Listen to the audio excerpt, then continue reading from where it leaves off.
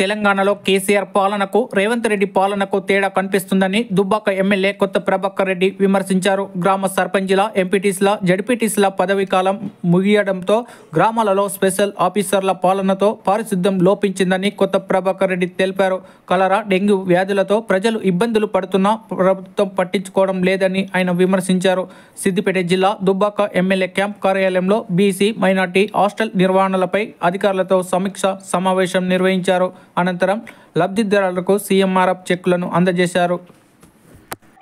ఈరోజు తెలంగాణలో మరి కాంగ్రెస్ ప్రభుత్వం వచ్చిన తర్వాత గత ప్రభుత్వంలో కేసీఆర్ గారు మరి పాలించిన ప్రభుత్వంకు మరి ఇప్పుడు రేవంత్ రెడ్డి గారు పాలించే ప్రభుత్వానికి తేడా అనేది మరి కళ్ళకు కొట్టొచ్చినట్టు కనబడుతుంది.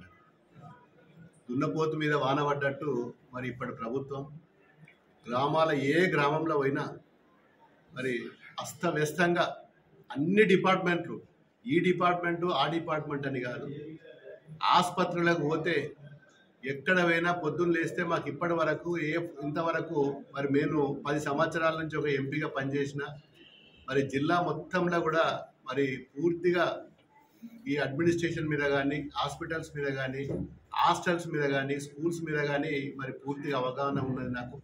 మరి అప్పటికి ఇప్పటికీ తేడా మరి బ్రహ్మాండంగా కనబడుతున్నది.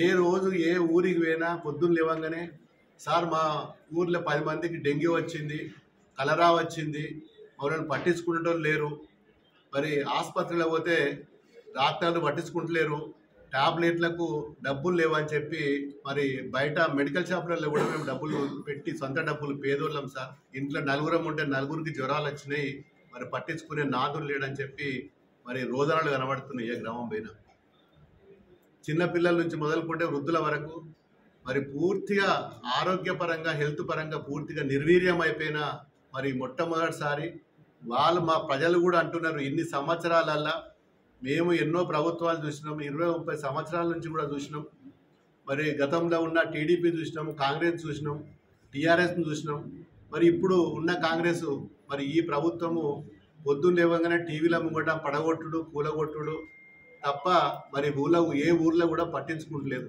సర్పంచులు పదవి విరమణ, సర్పంచులది పదవి కాలం అయిపోయింది, ఎంపీటీసీలది పదవి కాలం అయిపోయింది, జడ్పీటీసీలది పదవి కాలం అయిపోయింది.